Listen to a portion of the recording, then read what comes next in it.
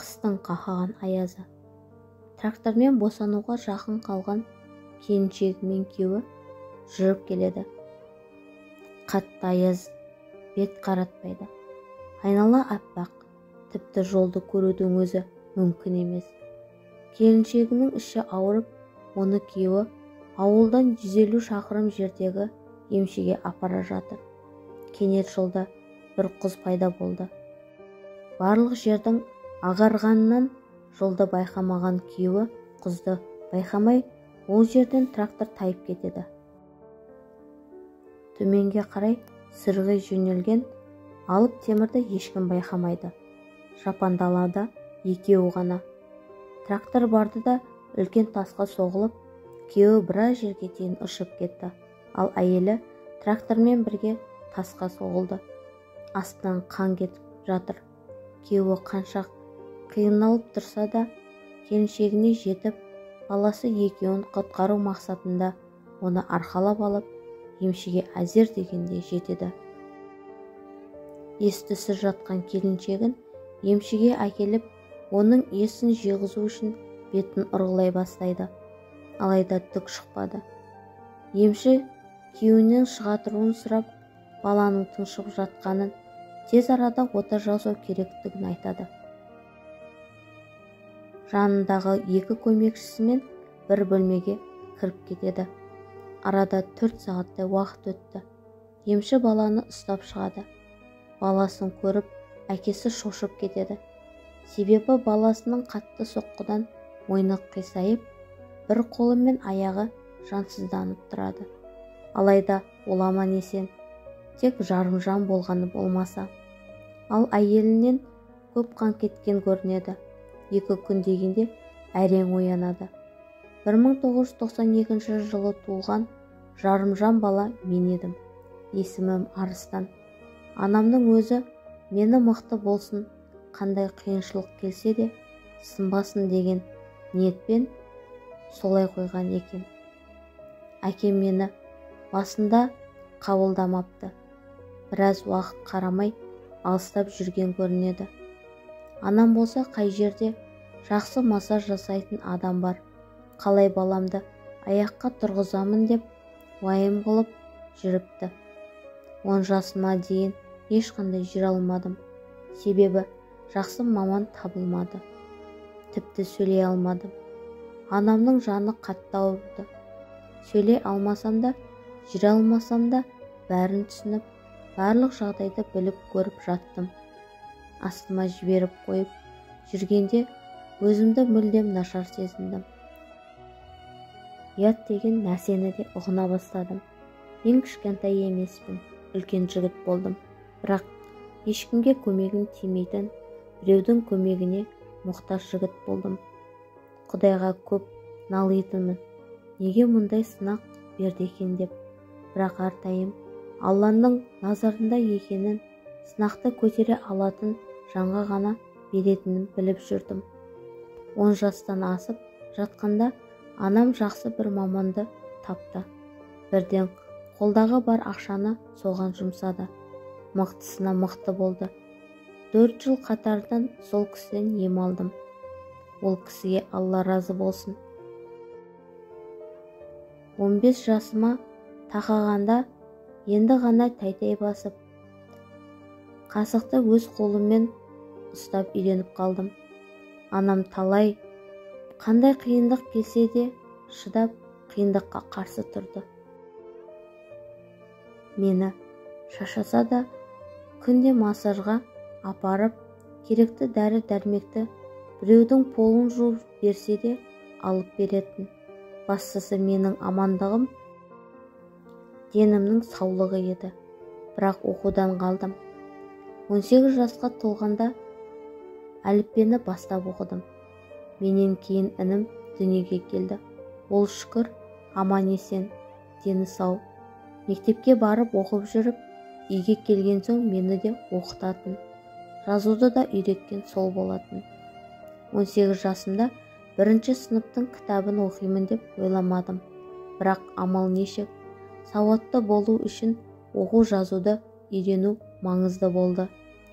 Ініммен бірге 9 сыныпқа дейін оқыдым. Ол үйренгенін маған айтып келеді. Ақыры жоғары оқу орнына түсіп, үлкен маман болып шыға келді. Оның барына шүкір. Ол болмағанда бір әріпті танымайтын, тіпті ана деген сөзді жаза алмайтын надан болар едім. Арадағы жылдарды массаж жасатып, үйден оқу оқып, құр өткізбедім. Өзім сөйлеп, өз-өзімді ұстай алатын халге жеттім. Бірақ сонда да басым сәл қисайып қалған. Бір жағымды сілкіп басамын. Қолдарым шүкір, ұстағым келген нәрсені ұстап, жегім келген затты алып жей аламын. Әкем осыдан 6 жыл бұрын көз жұмды. Маған деген көз қарасы өзгере бергенде жүрегі ұстап, қан қысымы көтеріліп, бізді тастап кете барды. Інім басқа қалада жұмыс жасап жатыр. Ал мен анама көмек болсын деп, үй шаруасымен сырттағы малдарға қараймын. Аптасына бір рет ақыға мал кезекке шығып тұрамын. Анамда әлі шүкір бақуатты, өз керегін өзі жасай алады. Үнемі маған қозғалыста бол деп ұрсып отырады. Жалпы айтқанда көңіл күйім түсіп, түңіліп бара жатсам, мені көтеретін, мотивация беретін ол анам. Массажға әлі де бара бергенімде, мүмкін қазір мықты болып, аяқтарымда басымда тіп-тіке болар еді. Маған массаж жасап жүрген емші қайтыс болып, бізді бір жүдетіп тастады. Ол сияқты нағыз маман қазір жоқтың қасы. Қанша жыл бойы сені аяққа тұрғызамын деп уәде беріп, уәдесін орындап кетті. Оған ризамын. 2 ұл қазір анамның қуанышына орай бақытты ғұмыр кешіп жүрміз. Бірақ анамның қазір ең басты арманы бар. Ол мені үйлендіру. Маған тұрмыс құрмаған жас қыз алып бергісі келеді.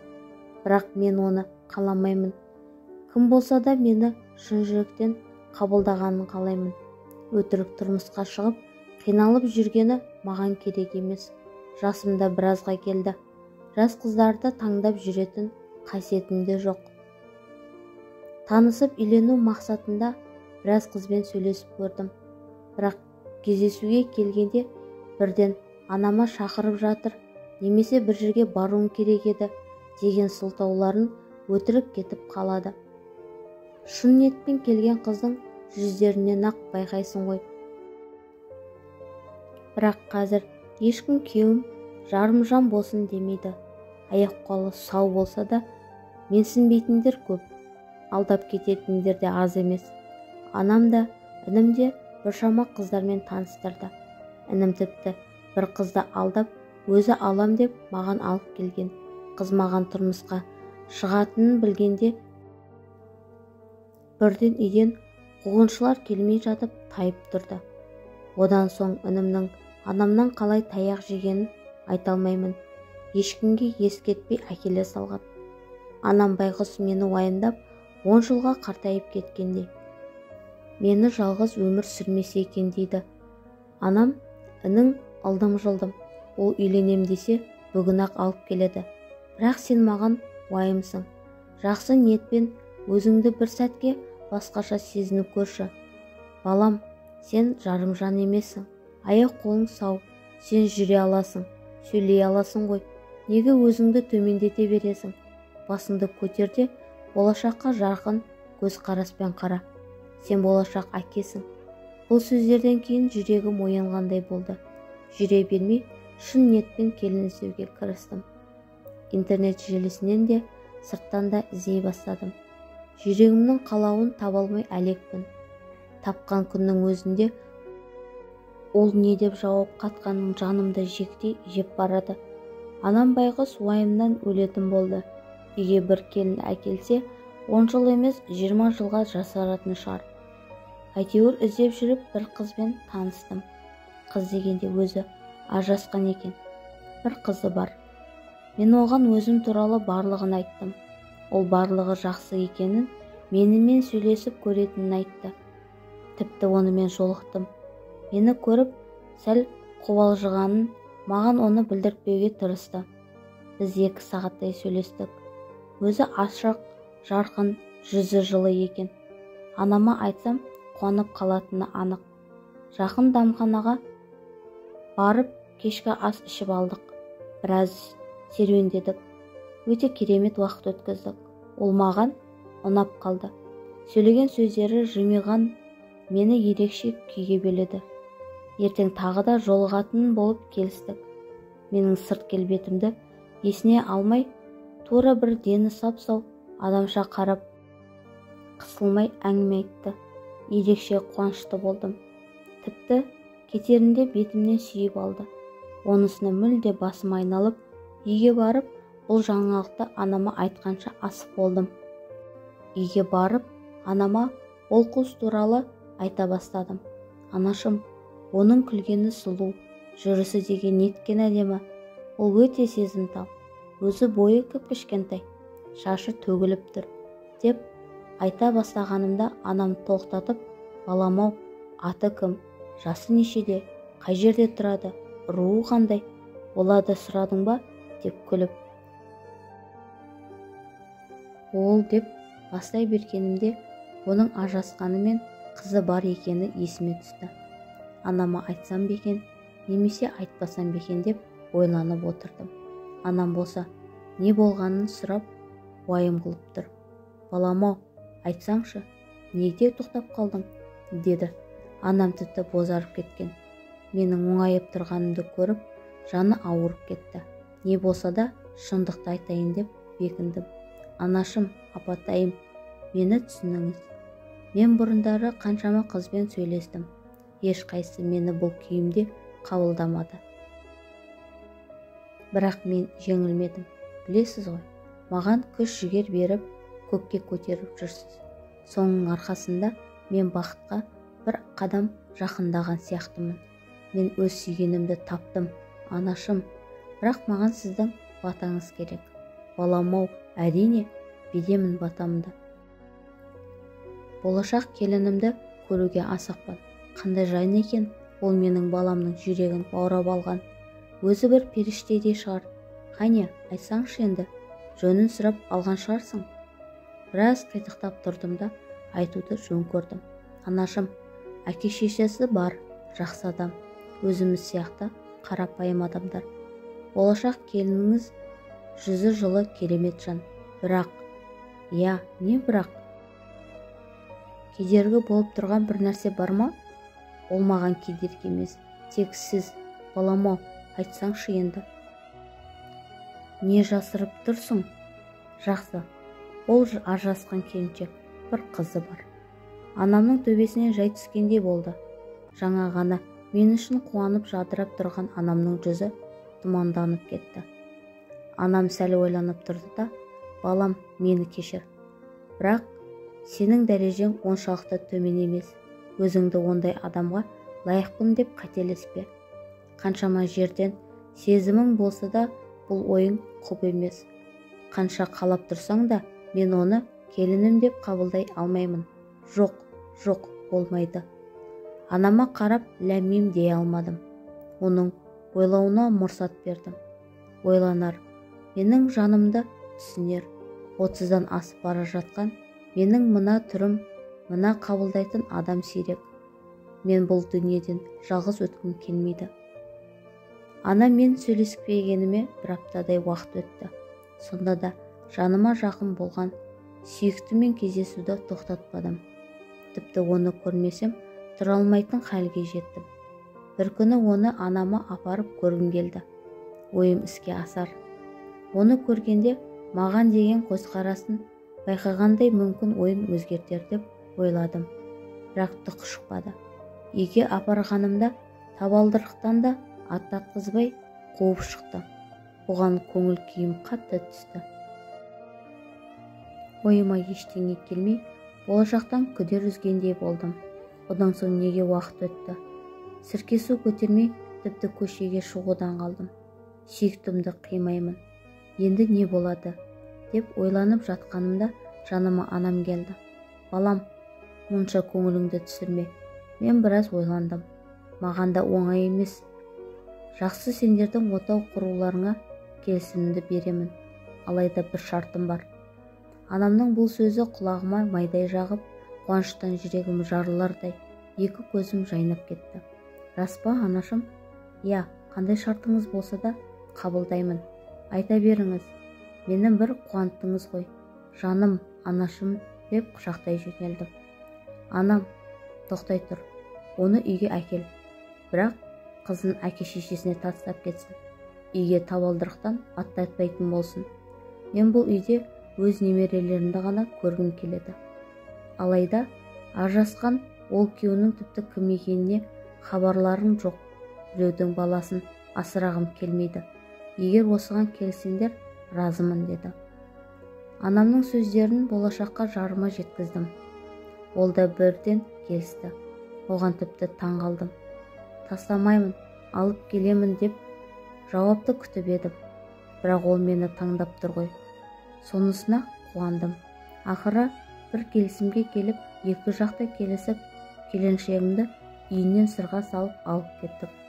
Қалың малын да бердік. Барлығы дән риза. Менде қуанышымда шек жоқ. Үйге келіп беташар жасадық. Барлығы ойдағыдай өтіп жатты. Беташардан соң тірліктерді барлығын бітіріп бөлмеме кіруге асықтым. Оны сағынғанымды айтып, жанымна жақындай бергенімде, бүгін емес, шаршап тұрмын деді. Жақсы деп тек құшақтап жаттым. Қалай таң атқанын байқамай қалдым. Күн шақшиып тұр. Жанымда келіншегім жоқ. Ерте тұрып, қызметін атқарып жатыр екен ғой деп сыртқа шықтым. Сыртта анам ғана жүр. Анамнан сұрасам, жанында жатқан адамды мен қайдан білемін деп ұрсып берді. Бөлмеме кіріп шифонерді ашсам, бірде-бір киімі жоқ. Сыртта аяқ киімі де жоқ. Таң қалдым. Хабарласам, телефоны сөндірулі. Анам екеуміз таң атысымен киініп ровд-ға бардық. Онда оның нөмері мен суретін көрсетіп, аты жөнін айтып едік. Ол қыздың іздеуде жүр екенін, жалғыз мені емес, қаншама жігітті алдап соғып кеткенін естідік. Тіпті өз құлағыма өзім сенбедім. Анам да, мен де аң-таң. Сол сәттен бері қаншама нәрсе жасадық, бірақ оны таба алмадық. Үйіне барсақ, ол жердегілер тек сценаристер екен. Бірақ ол қыз туралы барынша білгендерін айтып берді. Оның 3 бала шағасы, күйеуі бар екен. Барлығын сол екеуі ұйымдастырып жүр екен. Қалың малды өзі алып алған. Және оның қазір қайда екені белгісіз. Я, осындай жағдай өтті басымнан. Жарымжан мүгедекті осылай арбап алдап кетті. Қазір махаббатқа сенбеймін. Жалғыз өтсем өтейін. Қорқып та қалдық. Махаббатқа емес, тіпті мен қазір өз-өзіме сенбеймін. Құдай өзі кешірсін.